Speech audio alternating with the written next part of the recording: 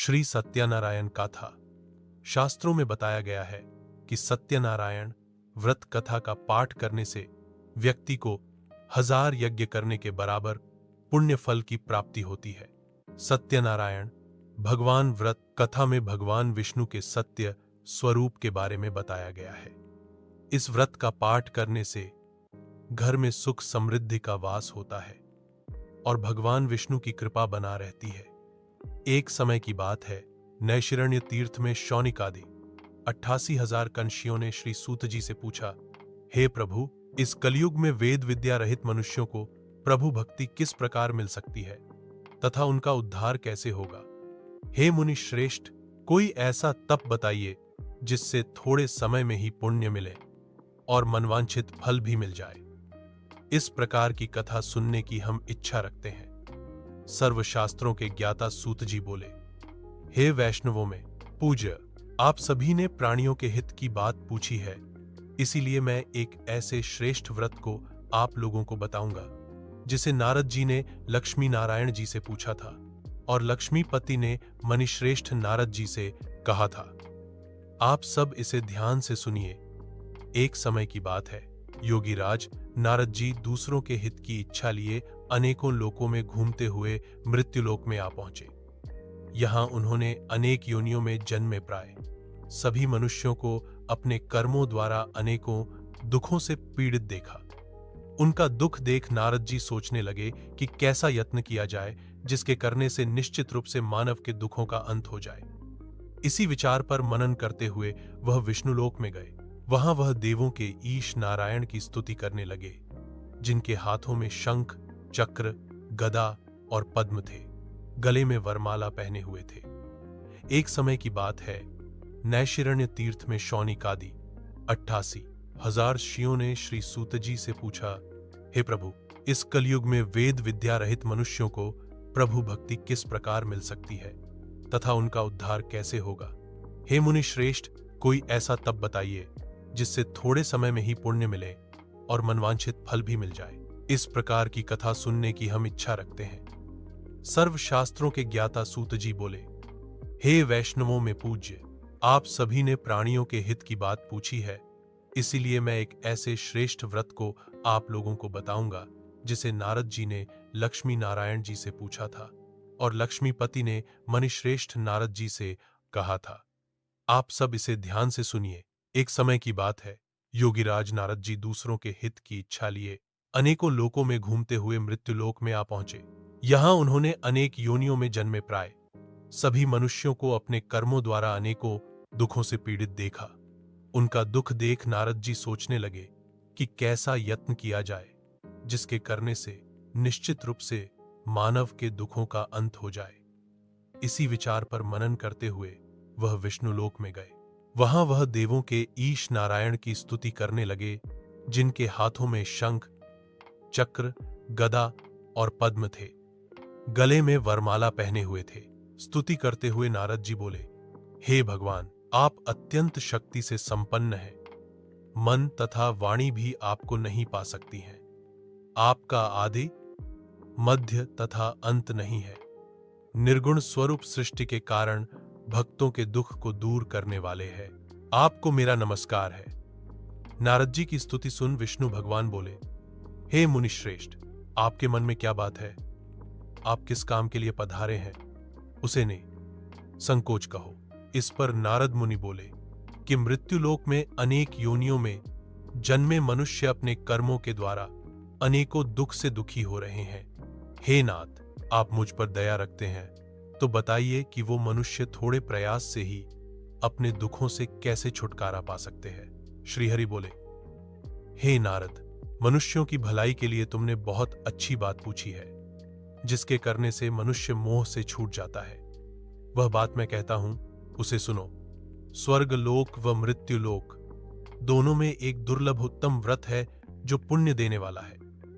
आज प्रेमवश होकर मैं उसे तुमसे कहता हूं।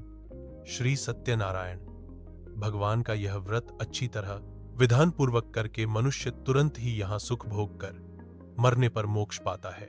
श्रीहरि के वचन सुन नारद जी बोले कि उस व्रत का फल क्या है और उसका विधान क्या है। यह व्रत किसने किया था? इस व्रत को किस दिन करना चाहिए? सभी कुछ विस्तार से बताएं। नारद की बात सुनकर श्रीहरि बोले, दुख व शोक को दूर करने वाला, यह सभी स्थानों पर विजय दिलाने वाला है। मानव को भक्ति व श्रद्धा के साथ शाम को श्री सत्यनारायण की पूजा धर्म परायण होकर ब्राह्मणों व बंधुओं के साथ करनी चाहिए।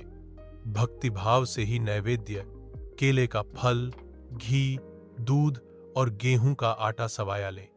गेहूं के स्थान पर साठी का आटा, शक्कर तथा गुड़ लेकर वह सभी भक्षण योग्य पदार्थों को मिलाकर भगवान का भोग लगाएं। ब्राह्मणों सहित बंधु बांधवों को भी भोजन कराएं। उसके बाद स्वयं भोजन करें। भजन कीर्तन के साथ भगवान की भक्ति में लीन हो जाएं। इस तरह से सत्यनारायण भगवान का यह व्रत करने पर मनुष्य की सारी इच्छाएं निश्चित रूप से पूरी होती हैं। इस कलिकाल अर्थात कलयुग में मृत्युलोक में मोक्ष का यही एक सरल उपाय बताया गया है। श्री सत्यनारायण व्रत कथा का पहला अध्याय संपूर्ण बोलिए श्री सत्यनारायण भगवान की जय। सत्यनारायण भगवान की व्रत कथा का दूसरा अध्याय सूत जी बोले, हे शियों, जिसने पहले समय में इस व्रत को किया था उसका इतिहास कहता हूं, ध्यान से सुनो। सुंदर काशीपुरी नगरी में एक अत्यंत निर्धन ब्राह्मण रहता था। भूख प्यास से परेशान वह धरती पर घूमता रहता था। ब्राह्मणों से प्रेम करने वाले भगवान ने एक दिन ब्राह्मण का वेश धारण कर उसके पास जाकर पूछा, हे विप्र, नित्य दुखी होकर तुम पृथ्वी पर क्यों घूमते हो? दीन ब्राह्मण बोला, मैं निर्धन ब्राह्मण हूं, भिक्षा के लिए धरती पर घूमता हूं।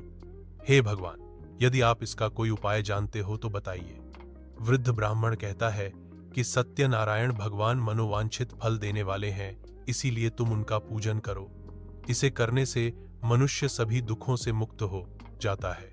वृद्ध ब्राह्मण बनकर आए सत्यनारायण। भगवान उस निर्धन ब्राह्मण को वृद्ध का सारा विधान बताकर अंतर्धान हो गए।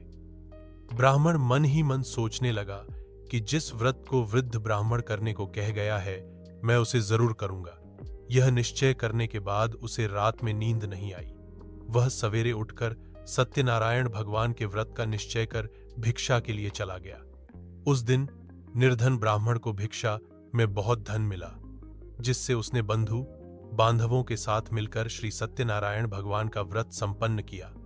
भगवान सत्यनारायण का व्रत संपन्न करने के बाद वह निर्धन ब्राह्मण सभी दुखों से छूट गया और अनेक प्रकार की संपत्तियों से युक्त हो गया।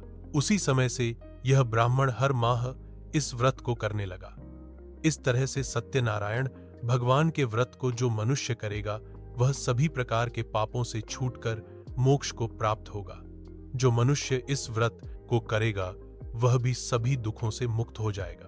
सूत जी बोले कि इस तरह से नारद जी से नारायण जी का कहा हुआ श्री सत्यनारायण व्रत को मैंने तुमसे कहा।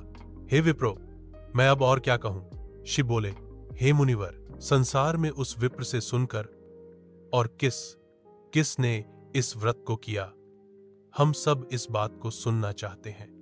इसके लिए हमारे मन में श्रद्धा का भाव है। सूत जी बोले, हे मुनियो, जिसने इस व्रत को किया है वे सब सुनो।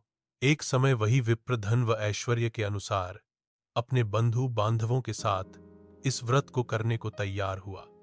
उसी समय एक लकड़ी बेचने वाला बूढ़ा आदमी आया और लकड़ियां बाहर रखकर अंदर ब्राह्मण के घर में गया।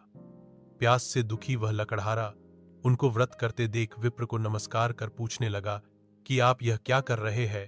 तो उन्होंने बताया कि व्रत कर रहा हूं तथा इसे करने से क्या फल मिलेगा, कृपया मुझे भी बताएं। ब्राह्मण ने कहा कि सब मनोकामनाओं को पूरा करने वाला यह सत्यनारायण भगवान का व्रत है। इनकी कृपा से ही मेरे घर में धन धान्य आदि की वृद्धि हुई है। विप्र से सत्यनारायण व्रत या के बारे में जानकर लकड़हारा बहुत प्रसन्न हुआ। चरणामृत लेकर वह प्रसाद खाने के बाद वह अपने घर गया। लकड़हारे ने अपने मन में संकल्प किया कि आज लकड़ी बेचने से जो धन मिलेगा उसी से श्री सत्यनारायण भगवान का उत्तम व्रत करूंगा।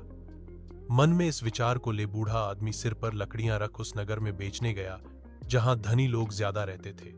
उस नगर में उसे अपनी लकड़ियों का दाम पहले से 4 गुना अधिक मिलता है। बूढ़ा प्रसन्नता के साथ दाम लेकर केले, शक्कर, घी, दूध, दही और गेहूं का आटा ले और सत्यनारायण भगवान के व्रत की अन्य सामग्रियां लेकर अपने घर गया। वहां उसने अपने बंधु बांधवों को बुलाकर विधि विधान से सत्यनारायण भगवान का पूजन और व्रत किया। इस व्रत के प्रभाव से वह बूढ़ा लकड़हारा धन पुत्र आदि से युक्त होकर संसार के समस्त सुख भोग अंतकाल में बैकुंठ धाम चला गया।